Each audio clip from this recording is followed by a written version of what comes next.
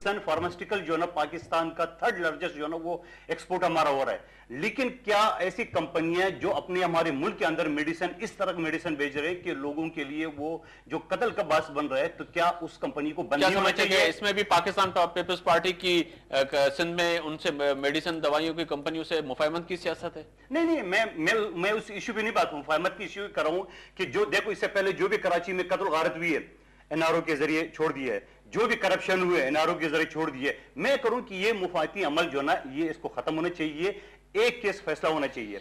एक केस में कहता हूं एक केस में सजा अगर किसी को मिल जाए तो मैं ये कहूंगा कि भी कब जिंदगी में जिस तरह ये मार्शल आते रहे, एक मार्शल एडमिनिस्ट्रेटर को आप फांसी लगाओ, कभी जिंदगी में मार्शल नहीं होगा। एक गबन वाले को आप जो ना वो जेल के सलाखों बंद करो, कभी जिंदगी में गबन नहीं होगा।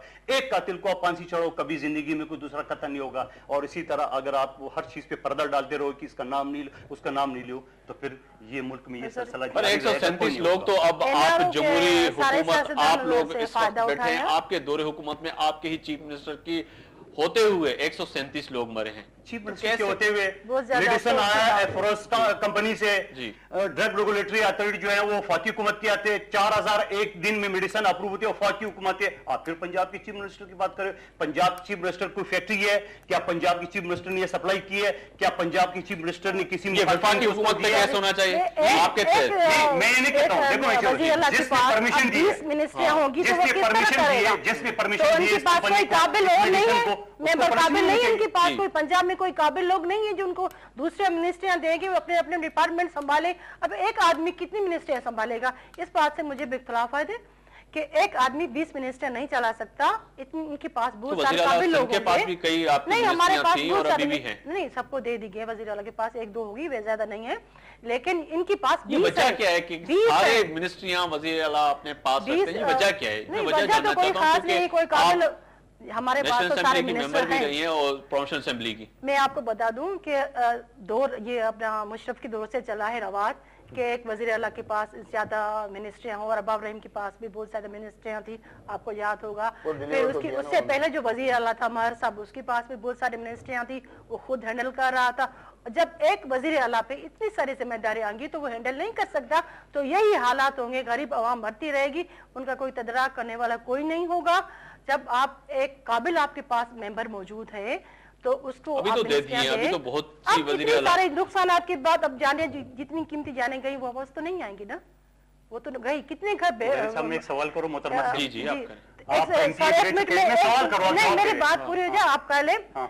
137 लोग तो सिर्फ कह रहे हैं ना, सोचा 137 से 200 से ज्यादा खानदान तबाह हो गए, उनका नुकसान कौन भरेगा? अब मिनिस्टर तो उन लोगों ने दे दी, लेकिन नुकसान जो है उसका क्या होगा? सिंध के सैलाब वालों का भी सोच लीजिए। उनका हमने नुकसान भर लिया है, जो सैलाब आया हुआ था उसका हम लोगों ने कर लिया।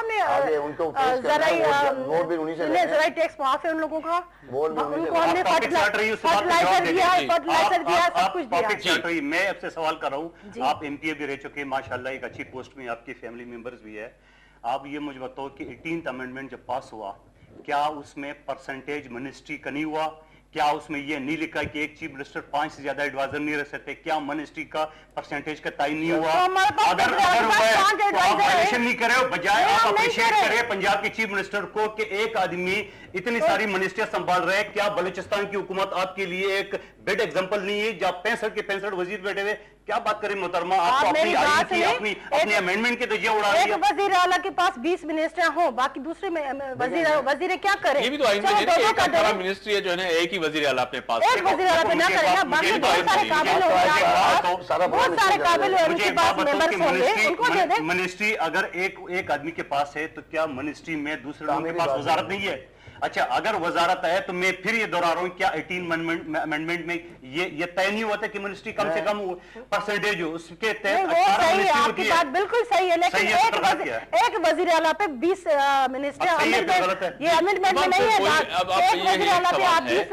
अब ये अमेंडमेंट में नहीं है। ये तो दोनों पार्टियां, चाहे पाकिस्तान पीपल्स पार्टी और इस वक्त पाकिस्तान मुस्लिम लीग नून की, आपस में एक जंग होती हुई नजर आ रही है कि एक दूसरे पे तो इल्जाम चलता रहेगा। ये एक सियासत का हिस्सा भी अगर कहें तो होता है कि कभी ना कभी अपने लोगों को ये बताना होता है कि जी ये हो रहा है। पर आप क्या समझते हैं कि अब मौजूदा हुकूमत को, विफाक को और सूबे को कैसे लोगों को रिलीफ फराहम करना चाहिए? देखिए, मैं आपको तामीरी बात करूंगा अगर मुझे मौका दिया जाए तो। देखिए, बात यह है कि हुकूमत, आप देखिए मेरी बहन ने अभी बात की कि मुशर्रफ साहब का दौरे हुकूमत हमसे बेहतर, आपने खुद इसको इंट्रो कहा कि हम यहाँ के आज से बेहतर था, ठीक है ना।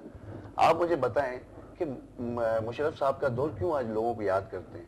60 रुपए पे डॉलर रखा गया, दाल, चीनी, आटा, आप सब तमाम चीजों को देखा जाए तो तमाम चीजें कितना कॉर्पोरेट रेट के ऊपर थी। फिर दूसरी बात आप देखें कि एक्सपोर्ट पाकिस्तान की कहां से कहां पहुंचा दी थी। पाकिस्तान वर्ल्ड का 10% एक्सपोर्ट दुनिया को करता था, आज 2% पे आ गया। आज आप देखें फैसलाबाद का क्लेम करते हैं मियां नवाज शरीफ, आप मुझे बताएं फैसलाबाद की हालत देखें कि वहां पे टेक्सटाइल वाला रो रहा है, आप देखें वहां के कितने मजदूर बेरोजगार हो रहे हैं, आप वो लोग रोज मर रहे हैं। देखिए, मैं आपको कहूंगा कि आज का प्रोग्राम मैं इसीलिए कह रहा हूं ना कि आपने जिन दोनों को बिठाया है वो इतनी गलतियां कर चुके हैं कि वो अब एक दूसरे को ये इसको 10 क्लेम करेंगे, वो इसको 10 क्लेम करेंगे। मेरी बहन ने बात की NFC अवार्ड, मैं समझता हूं, मैं अपने जाती तौर पे एक बिजनेसमैन होने के नाते मैं ये बात समझता हूं कि NFC अवार्ड एक बहुत अच्छा कदम था इस हुकूमत का, जो मैं समझता हूं कि एक अच्छा रोल था। मगर NFC अवार्ड करने के बाद NFC अवार्ड के लिए आपने किया आपने बलोचिस्तान के अंदर गवादर पोर्ट के अंदर उस कैबिनेट की मीटिंग रखी और वहीं के ऊपर आपने उस प्रोग्राम को लॉन्च किया, हमें भी बहुत खुशी हुई। मगर उसके बाद आपने क्या किया कि कोयटा को और गवादर को 6 महीने के लिए विंटर कैपिटल डिक्लेयर किया और कहा कि हर कैबिनेट की मीटिंग वहां पे होगी। आप मुझे बताएं कि अगर आपके अंदर इतनी काबिलियत अगर होती तो आप अपॉर्चुनिटीज उठाती, आप बलोचिस्तान के मामला बेहतर करती, आप कैबिनेट की मीटिंग जो आपने वादा किया था वहां पे बैठ के कि आप वहां पे विंटर कैपिटल उसको डिक्लेयर किया, किस लिए किया?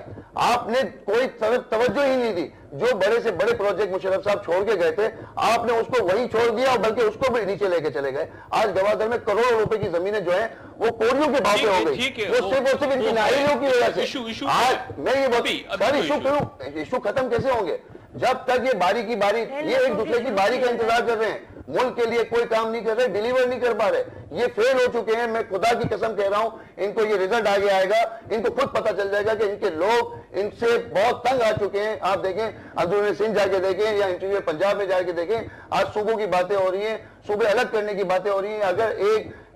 अगर डिलीवर होता तो क्यों सूबे अलग होते? आप मुझे बताएं, आज रेलवे का आप देखें, आज एक नई ट्रेन, प्राइवेट ट्रेन इन्होंने स्टार्ट कर दी, 4500 रुपए उसकी टिकट है। मेरे भाई आप सोचो, प्राइवेट है वो, ऐसी क्वालिटी आपको गवर्नमेंट में रहते हुए करनी चाहिए ना। आप 1200 रुपए वाली टिकट वाला वो 4500 में कैसे वो गरीब आदमी जाएगा उसमें? बिजनेस ट्रेंड तो चलाइए, मगर आप देखें कि ये किरदार अदा करना चाहिए कि अपनी ट्रेनों को इतना बेहतर करना चाहिए कि वो गरीब आदमी जो बेचारा ट्रेन से सफर कर सकता है, उसके लिए आपने क्या रिलीफ दी? 4-4 दिन तक वो बेचारे स्टेशनों के ऊपर मार खा रहे हैं। आप देखें कि बिलौर साहब जो इसके मिनिस्टर है, आप मुझे बताएं जितने ट्रांसपोर्टर है वो कौन है? आप ये मुझे बताओ। उन्होंने रेलवे का ये हाल कर दिया है। ये बात कर रहे हैं कभी विक्रम साहब के दौर में था, लेकिन ये भी काम का आप आने की बात करो ना, आपने रेलवे की तबाही, आप पाकिस्तान की हैसियत से बात करें, आप अपनी पार्टी की नुमाइंदगी ना करें थोड़ी देर के लिए, आप पाकिस्तान की नुमाइंदगी करें और पाकिस्तान की नुमाइंदगी करते हुए बात करें कि आप सही है या गलत है। आप पार्टी को ना देखें, हम इनको संभाल रहे हैं, इन्हें छोड़ने का अच्छा कदम था, मगर आपने उसके टुकड़े कर दिए। साहब ये तो खामोश होंगे तो मैं कुछ बोलूं। हाँ, मैं खामोश हूं। मुझे एक बात बताएं कि ये बड़े मुशर्रफ साहब को चैंपियन बना रहे हैं, अरे यार चुप है, 2 मिनट बोलने तो दो। आप बात करें कि एक डिक्टेटर गासिब को जिसने अफगानिस्तान का जंग हमारे ऊपर मुसल्लत की है,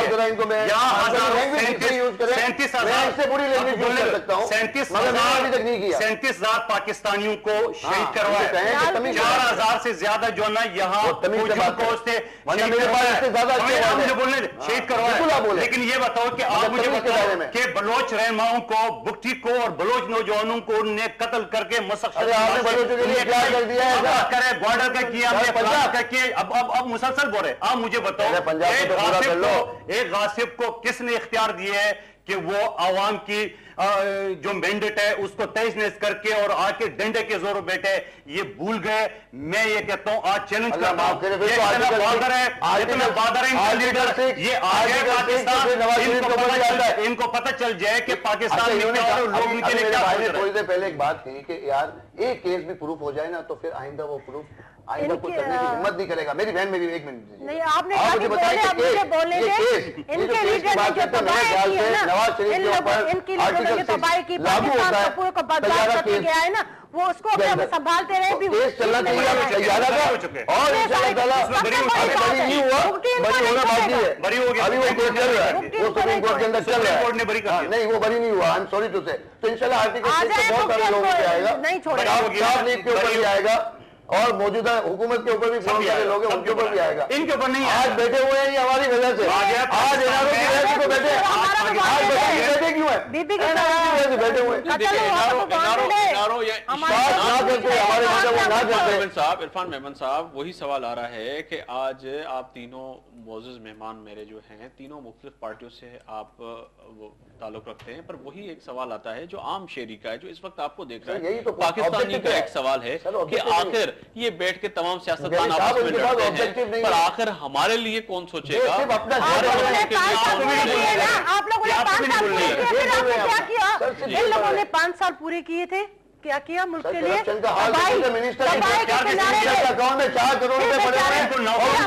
हमारी शहीद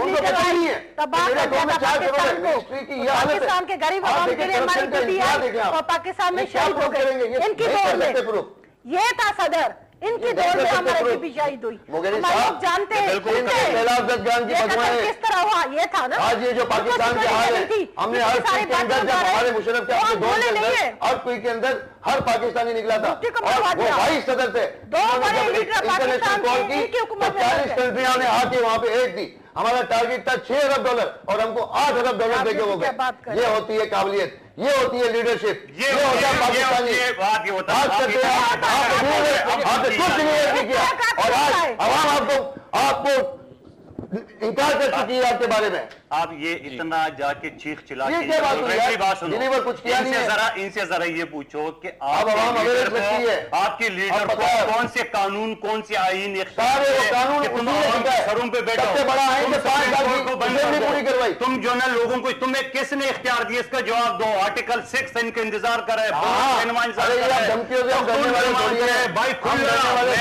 आप पता चल जाए तुम्हें पाकिस्तान में हमारे लीडर आ जाओ ना, कभी डरने वाली लोग डरने वाले आ जाओ पाकिस्तान में, पता चल जाए तुम्हें क्या हो रहा है। ऐलान किया तुमने कि मैं आ रहा हूँ 28 फरवरी को, 27 जनवरी को आ रहा है, क्या हुआ?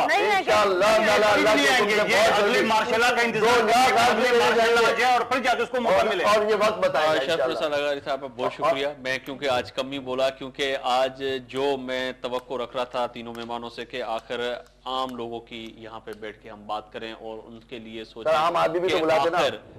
आखिर पाकिस्तान में हमारे हुक्मरान हमारे लिए क्या कर रहे हैं। बहुत शुक्रिया शरफ नज़र लगारी साहब आपका, कादर खान मंदूखल साहब आपका भी बहुत शुक्रिया, और इरफान मेमन साहब आपका भी शुक्रिया। पर आज की रात एक ऐसी रात है कि यकीनन इसमें हम तमाम पाकिस्तान के लोग और दुनिया में जो इस वक्त हमारे लोग देख रहे हैं, वो इस वतन अजीज़ के लिए सिर्फ हाथ उठा के दुआई कर सकते हैं कि इस वतन अजीज़ में तमाम सियासतदान इस मुल्क और कौम और इस वतन अजीज़ के लिए सोचें। ताहम ये वतन अजीज़ जो हमें आज यहाँ पर मिला है, इसके लिए बहुत से हमारे बुज़ुर्गों ने कुर्बानियाँ दी थी। इस कुर्बानियों को याद करते हुए और आप भी दुआ कीजिएगा, मैं भी दुआ करूँगा। शुक्रिया।